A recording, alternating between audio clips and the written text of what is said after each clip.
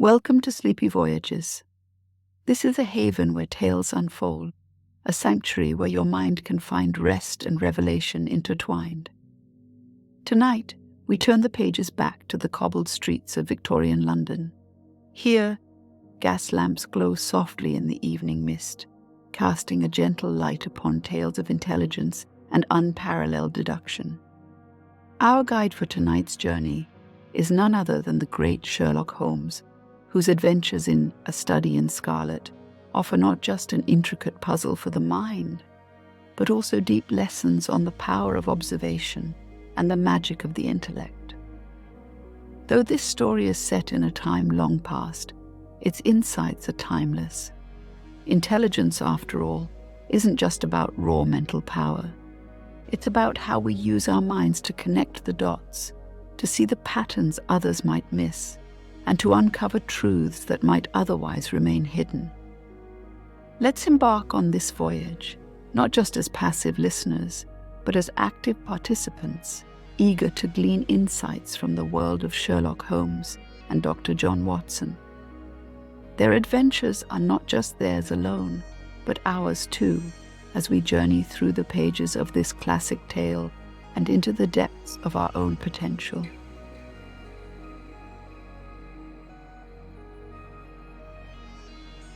Before we tuck you in tonight, voyagers of the night sky, we have a small but crucial request.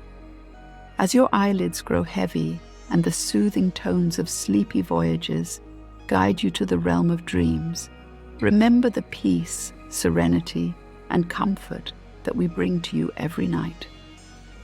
Just as a lighthouse guides lost ships in the darkness, your reviews help other restless dreamers find their way to us.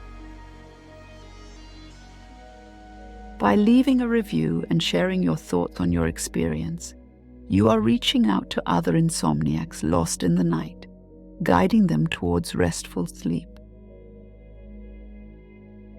Take a moment before you drift away to click on the Leave a Review button on your podcast app. Help us extend our galaxy of tranquility to all those who seek the solace of sound sleep. And once you've done that, feel free to slip back under the covers of our sleep stories, ready to be whisked away on another sleepy voyage. Remember, your stars light the way for others. Every review, every rating helps us create a bigger, more beautiful universe of peace and rest.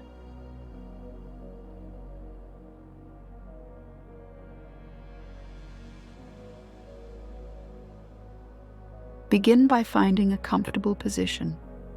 Whether you're nestled under a soft blanket, reclined on a cozy armchair, or simply laying down on your bed, allow yourself to settle into that space.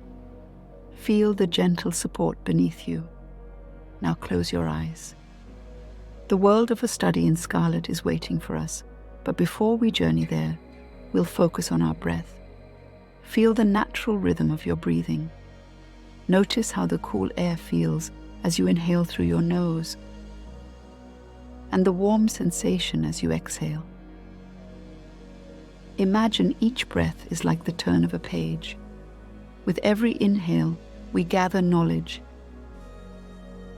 and with every exhale, we release the mysteries of the day. Picture the misty streets of Victorian London. Every breath you take is like the fog rolling in, dense and enveloping. And every exhale clears the way, revealing cobblestone streets and gas-lit lanterns. Inhale, and imagine you're drawing in the clarity and brilliance of Sherlock's mind. Exhale, releasing any preconceived notions or judgments. Now let's take 3 deep breaths together. Inhale, filling your lungs with the cool London air, allowing your chest and belly to expand. Exhale, letting go of distractions and sinking deeper into relaxation. Again, inhale deeply, feeling invigorated and refreshed. And exhale, feeling more connected to the heart of the story. One last time, inhale, drawing in inspiration and wisdom. And exhale, ready to embark on a journey through the intellect and deduction of one of literature's greatest detectives. Keep this rhythm, this connection to the story and its world, as we begin our voyage. In the midst of bustling Victorian London, amidst the cacophony of horse hooves and distant chatters, a fateful meeting was set to occur. Dr. John Watson, a retired army doctor recovering from wounds and trauma of the Afghan war, was in search of affordable accommodation. He carried the weight of the war with him, hoping to find solace in the bustling heart of London. A friend, an old university lecturer, had a proposal for him. He knew of someone with a similar need, someone equally peculiar in his own rights, and with habits that, if not understood, might come across as eccentric.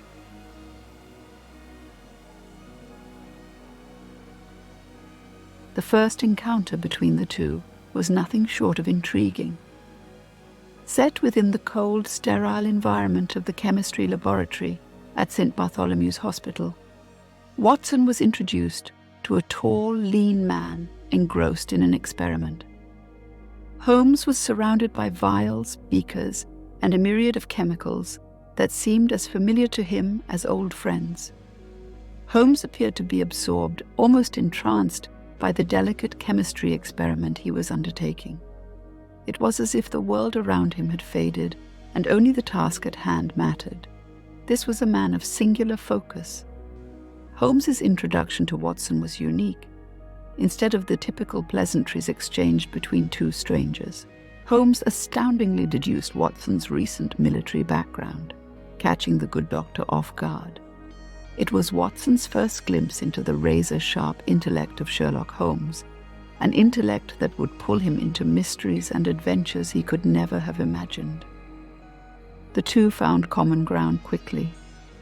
Their conversations flowed effortlessly, punctuated by Holmes's observations and Watson's astonishment. They spoke of the shared rooms they would rent at 221B Baker Street, a place that would soon become legendary in the annals of detective history. And as the day concluded, little did Watson know that this mysterious meeting would be the start of an unparalleled companionship, filled with adventures that would challenge the very fabric of logic and deduction. The seed of one of literature's greatest friendships had been sown, ready to grow and flourish in the heart of Victorian London.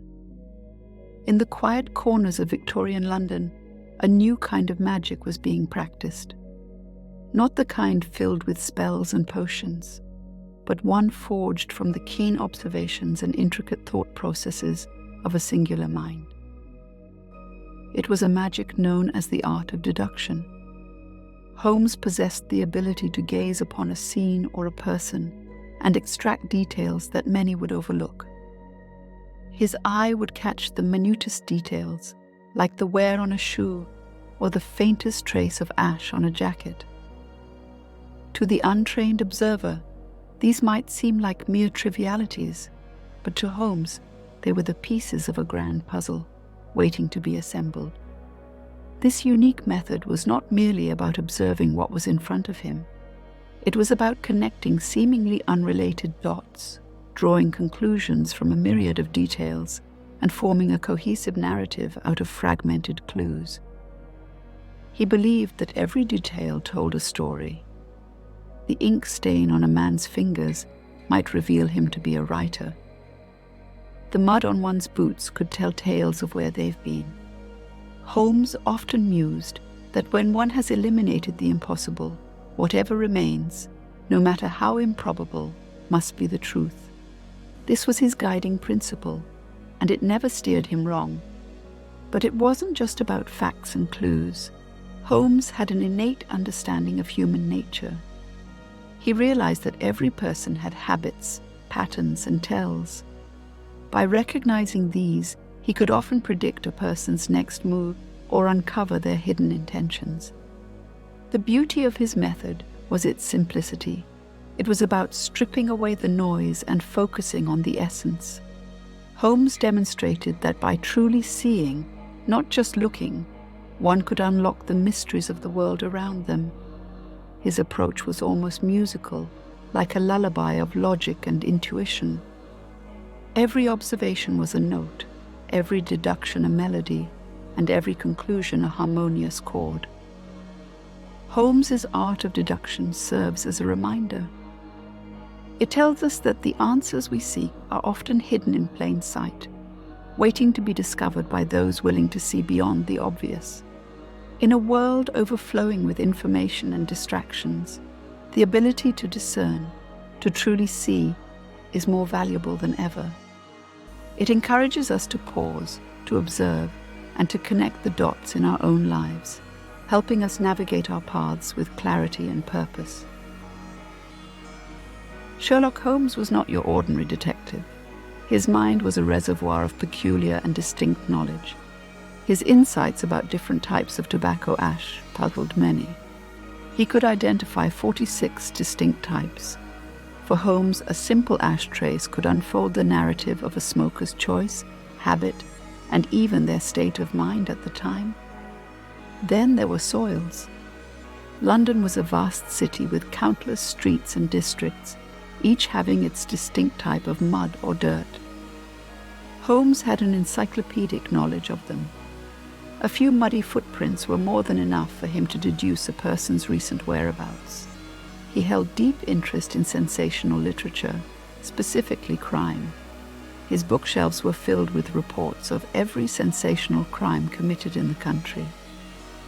This aided him in spotting patterns and understanding the criminal mind. The detective also had an understanding of chemistry beyond most of his contemporaries. His experiments, though often unorthodox and bewildering to Dr. Watson, had a purpose. They were not random acts of scientific curiosity, but rather tools honed to solve specific aspects of his cases. Yet, despite all this vast knowledge, there were areas where Holmes was astonishingly ignorant. He was oblivious to the Copernican theory and the composition of the solar system. Why? Because in his own words, they did not influence his work as a detective. He believed in stocking his brain only with the tools he needed for his work, likening it to a little empty attic that should be furnished with only what's essential. Holmes's knowledge was selective, focused, and always served a purpose. This approach to learning, where he pruned away the unnecessary and cultivated only what benefited his investigations, was as unusual as it was effective. Holmes once remarked that the world is full of obvious things which nobody ever observes, and that was his gift. The art of observing the obvious, the mundane, and discerning the extraordinary from it. The peculiarities of Sherlock Holmes were not just quirks. They were the building blocks of his genius. They made him the master of deduction, a legend whose tales would be retold for generations. Close your eyes and transport yourself to the cozy confines of 221 B. Baker Street. The room is dimly lit, with soft amber light emanating from a singular ornate lamp positioned strategically on a corner table. The glow reveals walls adorned with various curiosities, maps of London, newspaper clippings, and a violin resting gracefully against a plush armchair. You can almost feel the texture of the Persian rug beneath your feet, its intricate patterns a testament to countless adventures and tales untold. On the table beside the window, a magnifying glass and a collection of vials, each one holding secrets from different cases. Shelves upon shelves carry books, journals, and artifacts, each bearing testimony to the intellectual quests of the room's inhabitant. The scent in the air is a mix of tobacco from a half-smoked pipe and the subtle notes of leather-bound books. By the window stands a mannequin draped in various disguises, a silent witness to the many faces Sherlock has adopted in his line of work. In the center of the room stands a sturdy wooden table, Spread across its surface are open letters, chemical apparatus, and a scribbled notebook containing the notes of ongoing investigations. The fireplace crackles gently, casting dancing shadows that play on the walls. The warmth from the flames wraps around you, bringing a sense of comfort and safety. Imagine sitting down on the plush armchair, sinking into its embrace, absorbing the room's intellectual energy. It's a room that has seen countless deductions, moments of enlightenment, and birthed many solutions to the most confounding mysteries. Feel the essence of Sherlock's genius enveloping you, grounding you in this space, a sanctuary of thought and discovery. In the heart of Victorian London, amidst the bustling streets and hazy fog, a particular case caught the city's attention. Imagine a city rife with mysteries, yet one stands out prominently, casting a shadow that even Scotland Yard hesitates to approach. This was no ordinary mystery, but rather a puzzle with layers, complexities, and enigmas. Dr. John Watson, recently returned from war and still adapting to civilian life, found himself thrust into the world of detective work. While he was accustomed to the challenges of a battlefield, this new landscape presented different challenges, ones of wit, observation, and deduction. The details of the case were murky at best. A man found in a room, lifeless, with not a mark on his body. Surrounding him, peculiar clues that only deepened the mystery. Papers with cryptic messages, an untouched glass of wine, and the word rage written in blood on the wall. Yet, despite the eerie nature of the crime scene, there was no sign of a struggle, no evident cause of death. The very essence of the case was a contradiction, a riddle waiting to be solved. Law enforcement was baffled. The newspapers were filled with speculations and theories, each more fantastical than the last. Was it a case of secret societies, espionage, or merely a crime of passion? The city was abuzz with whispers and rumors, each citizen forming their theory, their narrative of the events. But amidst this sea of confusion, one man, Sherlock Holmes, saw not chaos, but a pattern. For him, the seemingly unrelated details were but pieces of a larger puzzle. Where others saw disorder, Holmes perceived the subtle threads of connection, awaiting the right tug to unravel the entire mystery. However, before Holmes could take on this intriguing case, the stage had to be set, allies had to be found, and the journey of one of literature's most iconic duos had to commence. This is where our tale truly begins, at the inception of a partnership between two great minds, in the face of a case that would challenge even the most astute detective. The city of London, with its gas-lit streets and horse-drawn carriages, becomes the backdrop for a game of wits. And as the narrative unfolds, we realize that sometimes the most challenging battles are not fought on battlefields, but within the confines of one's mind. The case of A Study in Scarlet is unique in many respects. It began with a lifeless body found in an abandoned house on Brixton Road, London. The man, identified as Enoch Drebber of Cleveland, showed no physical signs of violence or foul play. This alone would have made for a perplexing case, but what truly baffled Scotland Yard was the word rage, written in blood-red letters on the wall near the corpse. This singular detail set the entire police force on edge. The peculiarities didn't end there. Inspector Gregson and Inspector Lestrade, two of Scotland Yard's finest, found themselves confounded by the lack of motive or clues. The man's belongings, including a gold watch and ring, were still on his person, ruling out robbery as a motive. A small woman's wedding ring was found in the same room, yet the identity of its owner remained elusive. The question echoed throughout the investigation. Who could this ring belong to, and what significance did it hold? Then there were the peculiar pills found at the scene. 2 pills, one of which was later found to be a deadly poison, while the other was harmless. How they played into this mystery was yet another layer waiting to be peeled back. The house in which the body was found was vacant and up for rent. Curiously, no one had seen the victim enter, nor had any neighbors reported hearing unusual noises. To make things even more enigmatic, a second victim soon emerged. This time, a certain Joseph Stangerson was found dead in similar mysterious circumstances at a hotel. Once again, there was the absence of any clear signs of a struggle, and another set of the curious pills were discovered. What could connect these two men? Why were they targeted? And who could employ such a meticulous method of murder that left so few traces and so many questions?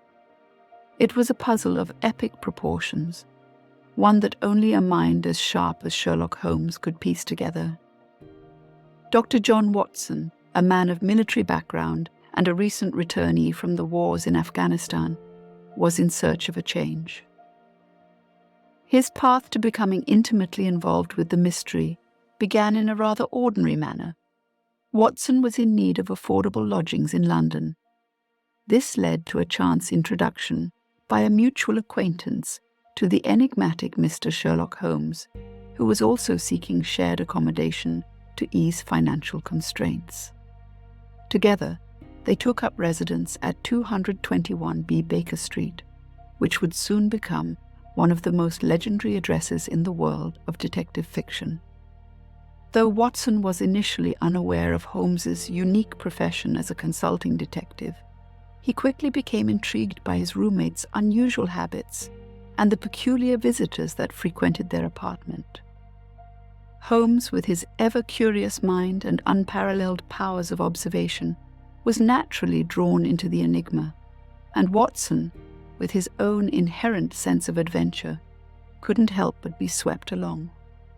While Dr. Watson might have begun as a passive observer, fascinated by Holmes's methods, he soon became an active participant, accompanying the detective to crime scenes. It wasn't merely the allure of the mystery that kept Watson engrossed, but also the chance to document the extraordinary capabilities of Sherlock Holmes. The juxtaposition of his own conventional approach to problems against Holmes's eccentric methods provided a rich tapestry for Watson's chronicles. Their combined strengths, Holmes's razor-sharp intellect and Watson's grounded sensibility, made them an unparalleled duo. Watson, with his medical background and experience from the battlefields, often provided insights and knowledge that supplemented Holmes's deductions. In essence, Dr. Watson's involvement in the case was a series of serendipitous events. A quest for affordable housing, a fortuitous introduction, and an innate sense of curiosity all led him into the heart of a mystery that would forever change the course of his life. In the gaslit quarters of Victorian London, Sherlock Holmes was not just a master detective, but also an enigma of a man. The relationship between these two was nothing short of intriguing. From their earliest interactions, it was evident that Holmes held a deep respect for Watson, albeit expressed in his own unconventional way. While he might appear distant or absorbed in his own thoughts, this was simply the way his mind worked, a machine ceaselessly churning, deducing, and inferring. Holmes had a remarkable ability to focus entirely on a subject, often to the exclusion of everything else, including basic human needs. This intensity, however, was balanced by moments of genuine camaraderie. Sherlock's respect for Watson was clear in the way he would turn to him for a fresh perspective or a grounding opinion. While Holmes's mind was a whirlwind of details and connections, Watson's was the anchor, providing a counterbalance with his more conventional wisdom. Many have speculated that without Watson, Holmes might have lost himself in the intricate web of his own intellect. Watson served not just as a chronicler of Holmes's adventures, but also as a touchstone, ensuring the great detective never strayed too far from the human element in each case. Though Sherlock might not have openly expressed affection in the way many do, his actions spoke louder. Protecting Watson in moments of danger, valuing his opinions even when they differed, and sharing the thrill of a case's climax, all painted a picture of deep mutual respect and understanding. Theirs was a bond that went beyond mere friendship. It was a partnership of minds and souls. In the quiet moments, away from the prying eyes of London and its myriad mysteries, the two could often be found in their shared living quarters at 221B Baker Street. A soft violin melody might fill the room, played by Sherlock, while Watson penned down their latest adventures. These moments, perhaps, were the truest reflection of their camaraderie. A genius with his violin, and his most trusted friend documenting their shared legacy for eternity. In the heart of Victorian London, where cobblestones echoed with the hurried footsteps of constables and the whispered secrets of alleyway conspirators, there lay a mystery that had baffled the city's finest minds. The enigma at hand was a ghastly crime scene, seemingly devoid of motive, pattern, or reason. The investigators of Scotland Yard, seasoned and logical as they were, found themselves perplexed. Every clue seemed to lead to a dead end. Rumours and theories proliferated throughout London. Was it a message from a secret society? Was it a ritual gone awry? Theories abounded, but none could pierce through the veil of uncertainty. Yet to Sherlock Holmes, this was more than just a puzzle. It was a symphony of clues, a composition of details that only needed the right maestro to make sense of its intricate notes. While the detectives were ensnared in the web of the obvious, Holmes looked beyond, searching for the subtle nuances, the unspoken truths, and the overlooked details. Why couldn't anyone else solve it? The answer lies in the nature of conventional thinking. Most minds were trained to follow patterns, to seek the familiar, to piece together stories from known narratives. But Sherlock's mind was different. His was a mind that thrived in chaos, that sought the anomalies and reveled in the unfamiliar. Where others saw a dead end, Holmes saw a door to a myriad of possibilities. Victorian London was a symphony of contrasts. The cobblestone streets echoed with the hooves of horses, carrying elegant carriages with their polished brass fixtures gleaming under the gas-lit lampposts. By day, the streets bustled with merchants selling their wares, children playing marbles, and the aroma of fresh bread wafting from corner bakeries. The Thames, a lifeline for the city, reflected the sprawling metropolis on its waters, with boats ferrying goods and people from one bank to the other. The city's bridges, like the iconic Tower Bridge, stood as testament to the ingenuity and architectural prowess of the time. Beyond the opulence and the grandeur, there lay another side of London. The alleys where secrets whispered in hushed tones, where mysteries awaited discovery. It was a place where fog often rolled in thick blankets, obscuring vision and adding an air of enigma to the cityscape. There were taverns with their warm amber lights, where patrons would share tales and ale till the wee hours. Pubs, with their iconic swinging signs, were hubs of community, places where both news and gossip flowed freely. Markets like Covent Garden burst with energy, vendors calling out the day's catch or the freshest of fruits. The scent of flowers from florists, intertwined with the aroma of roasted chestnuts from street vendors, painted a sensory masterpiece. But beneath this vibrancy, the underbelly of London thrived. The mysteries that Holmes and Watson confronted often found their roots here, in the dimly lit corners, away from the prying eyes of the public. The challenge was not just solving the mystery, but navigating this intricate tapestry of culture, society, and intrigue. In the backdrop of it all stood the iconic Big Ben, its chimes marking the passage of time, reminding the denizens of their fleeting moments and the tales that the city held, waiting to be told. This was Victorian London, a city of wonders and whispers, where every brick and cobblestone had a story of its own. Close your eyes and find yourself in the heart of Victorian London. Feel the uneven cobblestone beneath your feet, still damp from the afternoon drizzle. Each stone tells tales of countless carriages and histories long gone by. Around you, gas lamps illuminate the streets with a warm orange glow, their light flickering against the evening fog, which slowly wraps the city in its soft embrace. Hear the distant sound of a horse's hooves clattering against the ground, pulling along a hansom cab. It's rhythmic, like a heartbeat, grounding you further into this time long ago. To your left stands an old bookstore, its wooden sign squeaking gently in the wind. Inside, shelves are filled with leather-bound books, their spines cracked and pages yellowed, holding stories of adventure, romance, and mystery. Children run past you, their laughter echoing in the distance, their faces flushed from playing in the cool London air. They're heading home, pulled along by the tempting aroma of warm meat pies from a nearby shop.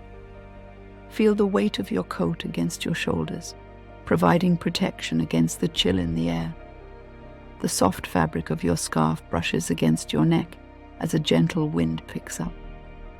Overhead, the moon peeks through gaps in the cloud cover, casting silver reflections over the Thames.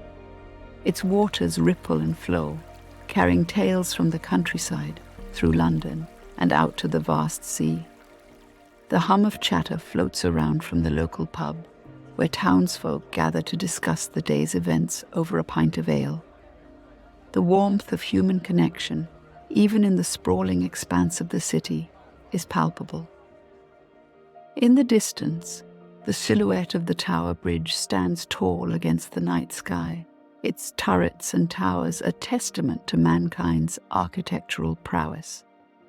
Ships with tall masts and billowing sails cast shadows on the water below, signaling adventures from foreign lands.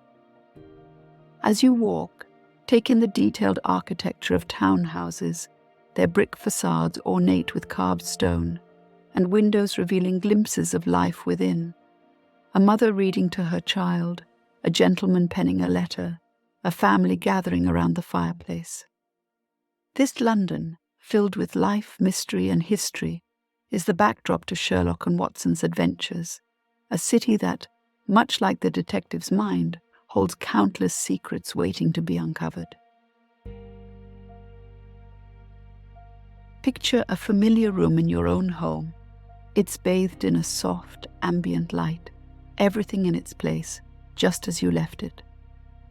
Now imagine yourself as the great detective Sherlock Holmes, walking into this room for the very first time. Your senses are heightened, much like the renowned detectives would be. Notice the room's layout. Which piece of furniture is worn out more than others? Does that suggest it's the most used, or perhaps the oldest? Consider the items on the tabletops. What do they tell you about the room's regular occupants? A collection of coffee mugs might suggest a caffeine aficionado, or perhaps someone who often forgets to clean up. Feel the air in the room. Is it cool, indicating a recently opened window? Or is it warm and stuffy, suggesting the room has been shut for some time? Listen closely. What sounds do you hear? The ticking of a clock may guide you to the room's rhythm, while the distant hum of traffic might offer hints about its location within the house. Even in your own space, there's much to deduce, much that goes unnoticed in our day-to-day routines. In this exercise, you've tapped into the art of observation, a skill that Sherlock Holmes masterfully demonstrated time and time again.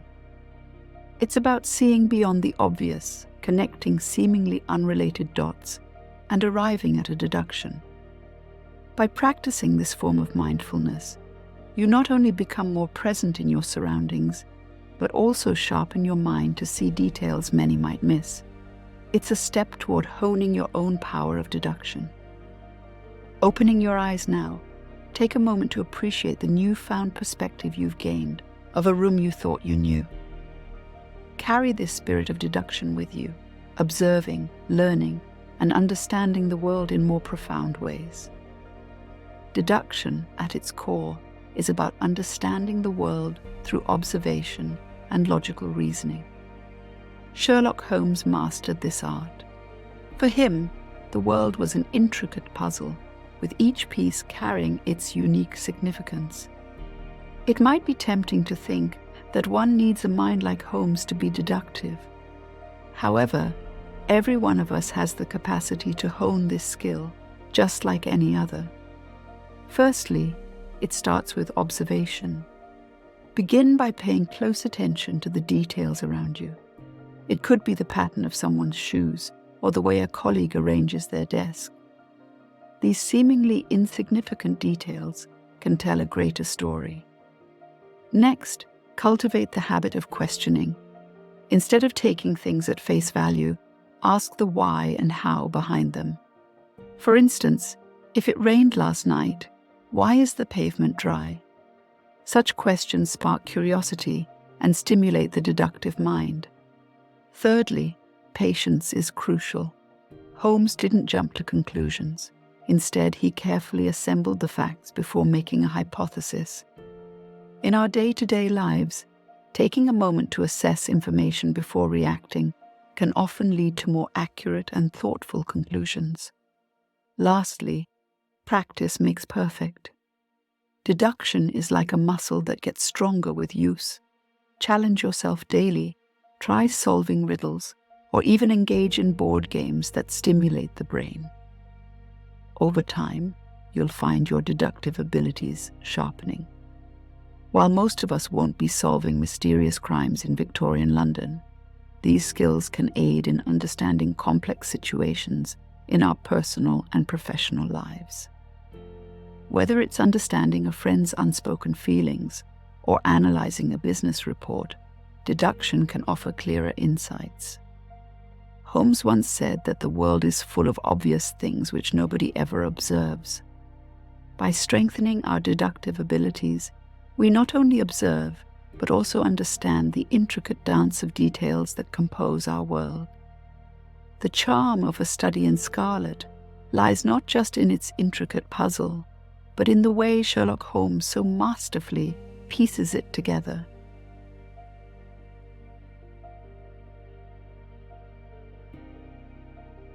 We find ourselves in a London where a seemingly unexplained murder has taken place.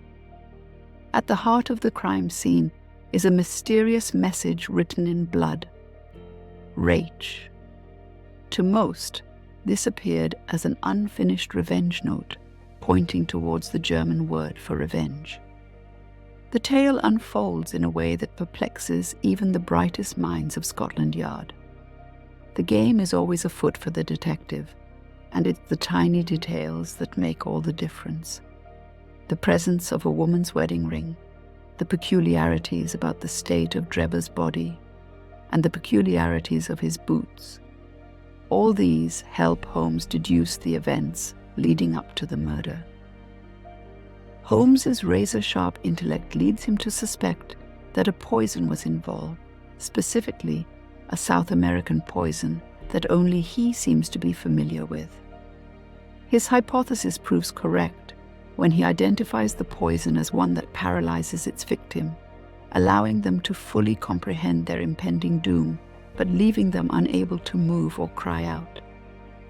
The intricate chase leads Holmes and Watson to a past tale of love and betrayal, centered on a faraway land in the American West. The tragedy that took place years ago had its shadows stretching all the way to Victorian London.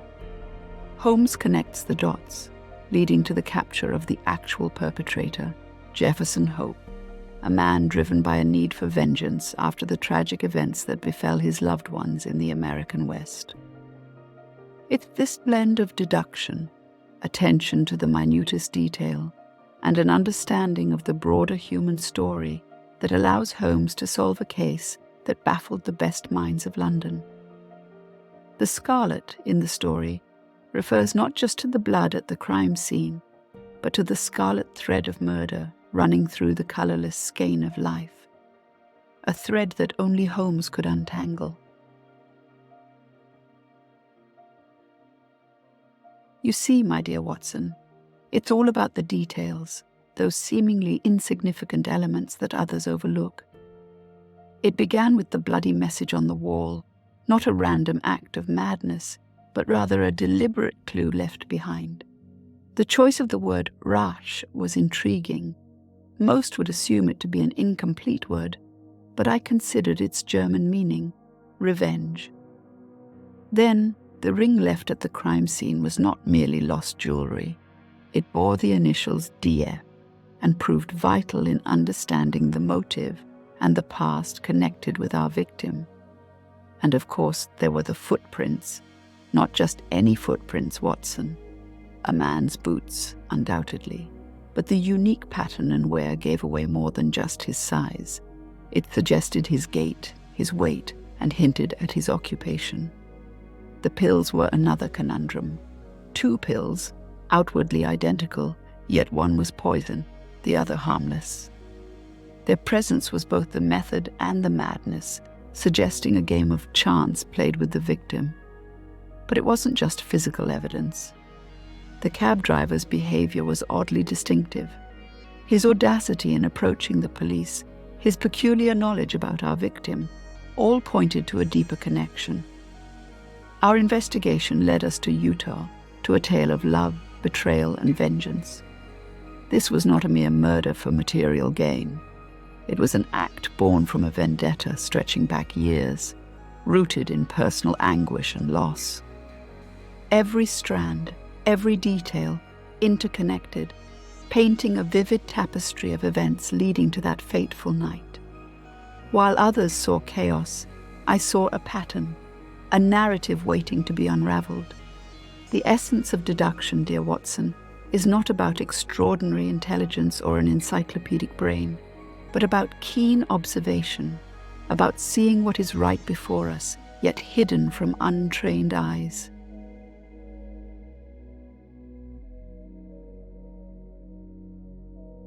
And that is how, step by step, clue by clue, we unraveled the mystery behind A Study in Scarlet.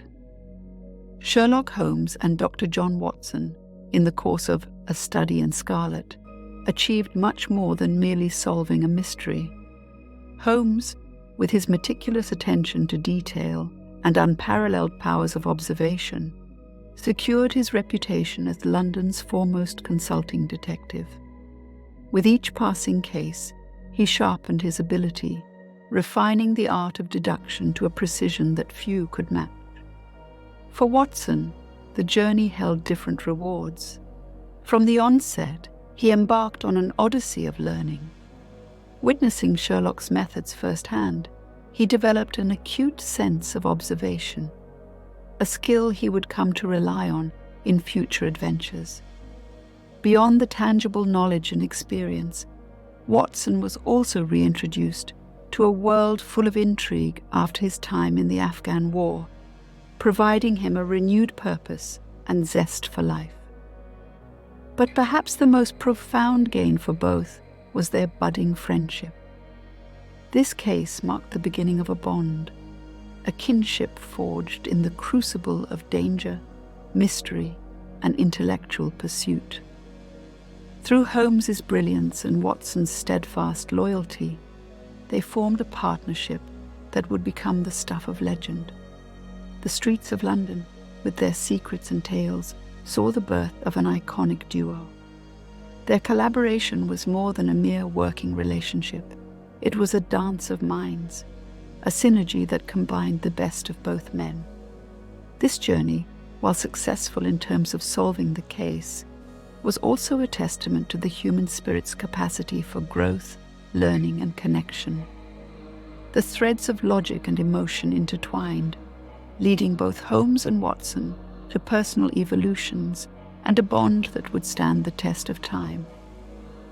While the world lauded them for their detective prowess, the true victory lay in the lessons they imbibed and the friendship they cultivated.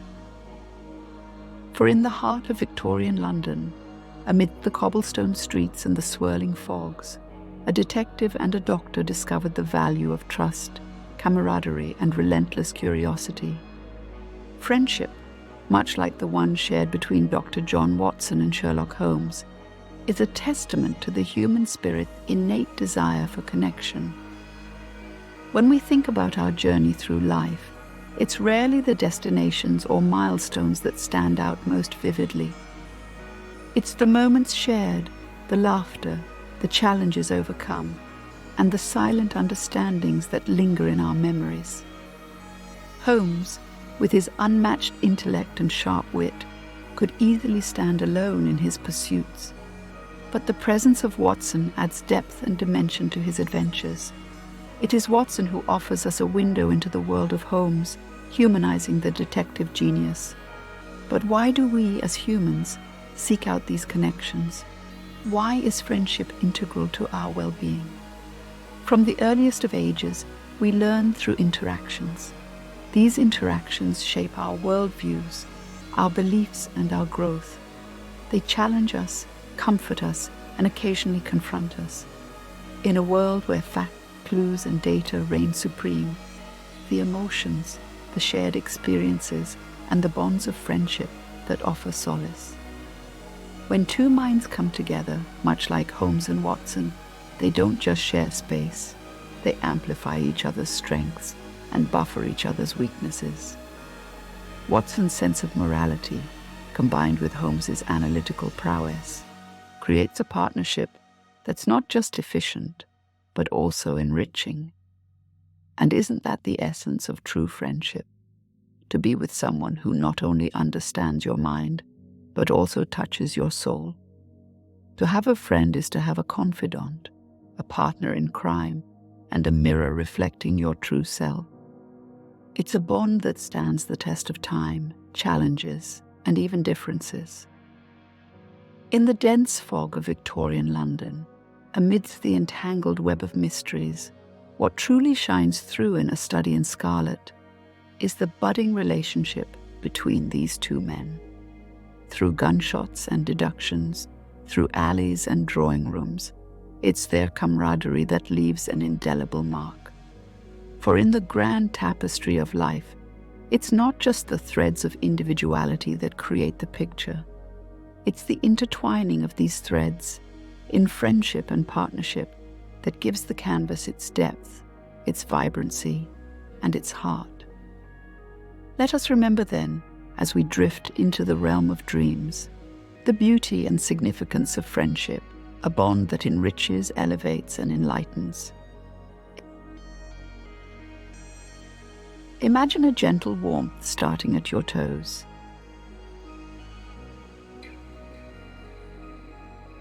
This warmth carries with it a softness, a gentle weight that eases tension.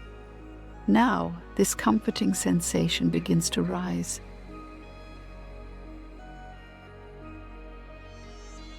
It envelops your feet, causing each toe to relax one by one.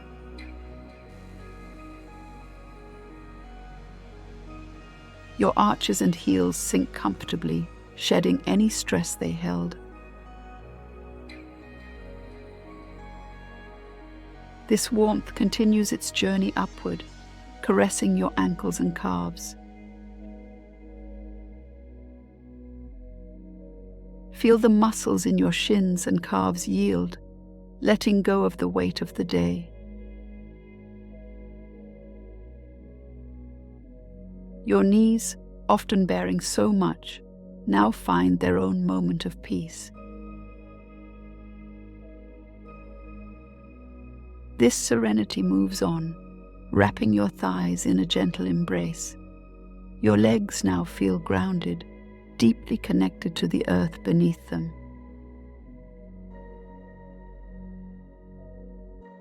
The soothing warmth rises further, moving to your hips and the base of your spine.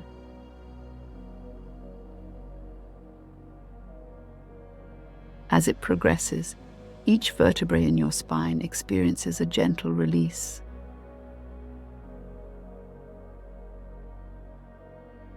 Moving up your back, it dissipates tension between the shoulder blades.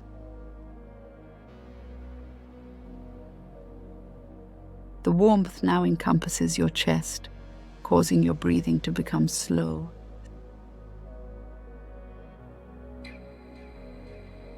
Steady and deep. Your heart rate slows, embracing the calm. Shoulders drop slightly, free from any burdens they carried.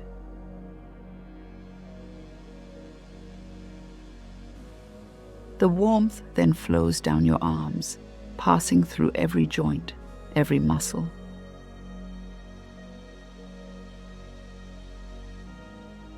Your fingertips, the last to feel, tingle with relaxation.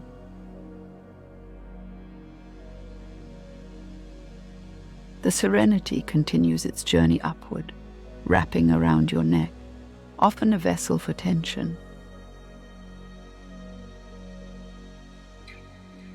But now it feels light, free, and infinitely supple. Finally, this warmth encases your head.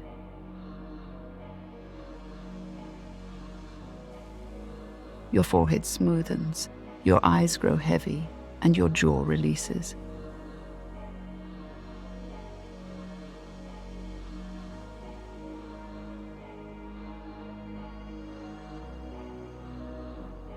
Your entire body is now encapsulated in a protective, soothing warmth.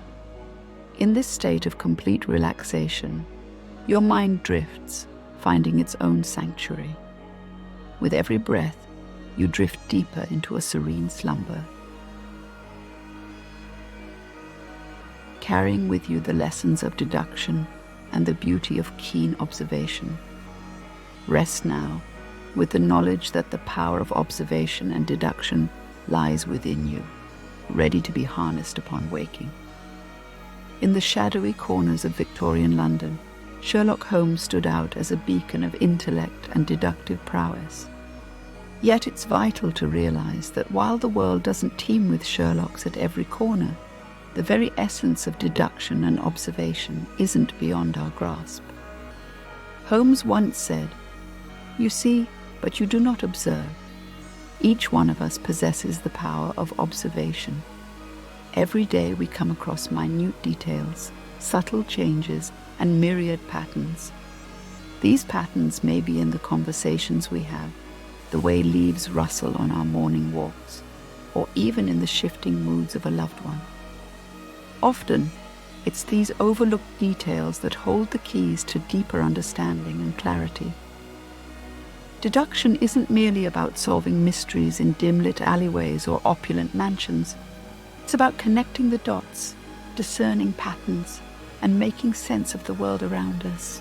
By cultivating a habit of keen observation, we step closer to understanding the nuances of our environment, relationships, and even ourselves. Embracing the mindset of a detective in our daily lives doesn't necessarily mean suspecting every shadow or reading too deeply into every word spoken. Instead, it means being present, attentive, and curious. It's about asking questions, not just accepting things at face value. You might not have the encyclopedic knowledge of poisons or the myriad footprints of London's residents like Holmes. However, by actively engaging with your surroundings and refining your observation skills, you can certainly hone your deductive abilities. In doing so, you'll find that the world becomes a richer tapestry, filled with details waiting to be uncovered. Remember, while innate genius is rare, the choice to be more deductive, more observant, and hence more intelligent every day is within each one of our grasps. By embracing this approach to life, we become active participants in our own stories, threading together the narratives of our days with the keen eye of a detective. And in this journey of life, every moment of observation, every deduction made, adds layers to our understanding, drawing us closer to the truths that surround us. In the quiet, mist-kissed streets of Victorian London, through the intricate pathways of the human mind, our journey tonight with Sherlock Holmes and Dr. John Watson draws to a close. The art of deduction, as demonstrated by Holmes, reminds us that life's mysteries often lie hidden in plain sight, waiting for an observant eye and a questioning mind. Each of us possesses a unique intelligence, a treasure trove of insights and curiosities. And just as Dr. Watson brought a balance to Holmes, a reminder that sometimes our greatest discoveries come not from solitude, but from collaboration. Embrace the mysteries of your everyday life. Approach them with a discerning eye and an open heart. And as the tendrils of sleep begin to weave their gentle embrace, remember the wonders of the human mind and the magic that unfolds when curiosity meets purpose. May your dreams be intricately woven with wisdom, wonder, and warmth. Good night.